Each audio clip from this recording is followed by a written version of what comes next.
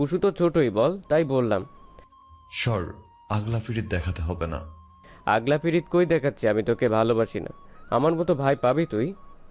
শিশির কোনো উত্তর করল না। সে এটা মানে যে নিহার ও ভাই কম বন্ধু বেশি। সব কথা শেয়ার করে সে নিহারের সাথে। নিহার শিশিরের থেকে 10 মাসের মতো বড়। এই জন্য শিশির ওর সাথে তুই করে বলে আর নাম ধরেও ডাকে। কোনো সময় আবার ভাইও বলে। এখানে প্রথমে ঝগড়া লাগার কারণ হলো তারা এখন নিহারের ঘরে বসে তার প্রেম সফল হবার প্ল্যান করছে।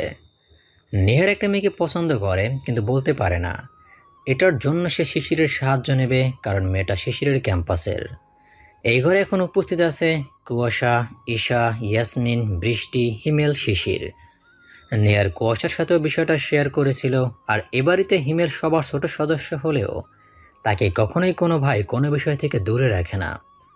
বাড়িতে হিমেলকে সবাই হিম বলে ডাকে, নেহার কুয়াশাকে বাচ্চা কুসু বলে ডাকে। ঈশা, ইয়াসমিন আজ থেকে গেছে, মূলত ফুপু যেতে দেয়নি, এই জন্যই রয়ে গেছে। তারা ফুপুর বাসায় আসে মাঝে মধ্যে, কিন্তু রাত থাকে খুব কম। কারণ আম্বিয়া বেগমের ভাই খুব কঠিন মানুষ, তিনি চান না বিয়ের আগে মেয়ে বোনের বাড়ি রাত কাটাক। বৃষ্টি বলল, মেজো দেবরজি, শোনো, আমি বলছি তোমাকে মেয়েটাকে কিভাবে বলবে। বৃষ্টির কথায় সবাই ওর দিকে আগ্রহ নিয়ে তাকালো। সবার আগ্রহ নিয়ে তাকানো দেখে বৃষ্টি বলা ধরল, প্রথমে ক্যাম্পাসে যাবে, তারপর মেয়েটাকে খুঁজে, তারপর মেয়েটার সামনে গিয়ে দাঁড়াবে, দেন হাঁটু মুড়ে বসবে। ও হ্যাঁ, আগে কিন্তু একতোড়া গোলাপ কিনবে, একদম লাল টকটকে। দেন তোমার পিছে থেকে বের করবে, তারপর তোমার মনের কথাটা তার কাছে পেশ করবে। দেখবে সে অবাক হয়ে দাঁড়িয়ে আছে, তারপর তুমি ওর হাতটা নিয়ে গোলাপগুলো গুজে দেবে। যদি তখনও অবাক হয়ে তাকিয়ে থাকে তো তারপর একটা কিস করে দেবে। আরে না, ঠোঁটে না, হাতে করবা। দেখবা মেয়ে জমে দেখবা মেয়ে জমে ক্ষীর হয়ে গেছে।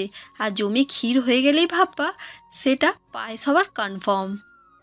বৃষ্টি একের পর এক বলেই চলেছে আর উপস্থিত সবাই হা করে তাকিয়ে আছে। এ কি ভাবি রে ভাই, ভাবি দেবরকে এমন করে প্রপোজ করার প্ল্যান দিচ্ছে। সবাই তখনও চেয়ে আছে আর বৃষ্টি তার বক্তব্য শেষ করে সবার দিকে নজর দিয়ে কিছুটা ভরকে গেল। তারপর নিজেকে সামলে নিয়ে সকলকে উদ্দেশ্য করে বলল, কি? ওভাবে কি দেখছো সবাই? আরে কুল, আমি তোমাদের ডিজিটাল ভাবি, সো কোনো ফর্মালিটি নেই আমার সাথে। কুয়াশা তাকিয়ে থেকে বলল। ভাবি। বৃষ্টি অপ্রস্তুত হলো, আমতা আমতা করে বলল, না মানে, আরে তেমন কিছু না, তোমাদের ভাই এভাবেই আমাকে প্রপোজ করেছিল।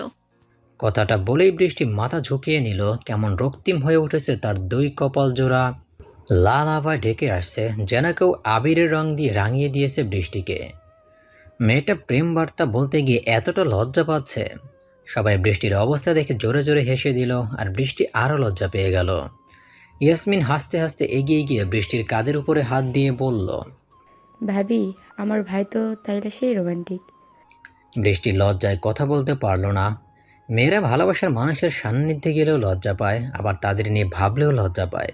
কি আজবই মেয়ে জাতি। কুয়াশা কেমন ঘোরের মধ্যে থেকে বলতে লাগলো, ভাইয়া, তুমি একদম রোমিওর মতো করে প্রপোজ করো। মেয়েটার বাড়ির ঠিকানা নিয়ে রাতের আধারে মই বেয়ে মেয়েটাকে ডেকে এনে প্রপোজ করবে। ইস কি রোমান্টিক! আর রোমিওর মতো কিস। আর বলতে পারল না, মাথা চাটে পড়লো। আর তা মেরেছে অবশ্যই শিশির, সে ছাড়া আবার কে। একমাত্র শত্রুত্বই বুনল। কুয়াশা কথাগুলো বলার সময় শূন্য দৃষ্টি নিয়ে একদম বিভোর হয়ে বলছিল। তাই শিশির কখন এসে তাকে মারলো খেয়ালই করেনি। মাথা ডলতে ডলতে শিশিরের দিকে তাকিয়ে রাগে ফুঁসছে। শিশির বলল, অসভ্য ফাজিল, অসভ্য ফাজিল হচ্ছিস দিন দিন। দুইটা বড় ভাইয়ের সামনে কি বলছিস সেটা পরোয়া করছিস না। তোর হচ্ছে, তারা আজই বাবাকে বলে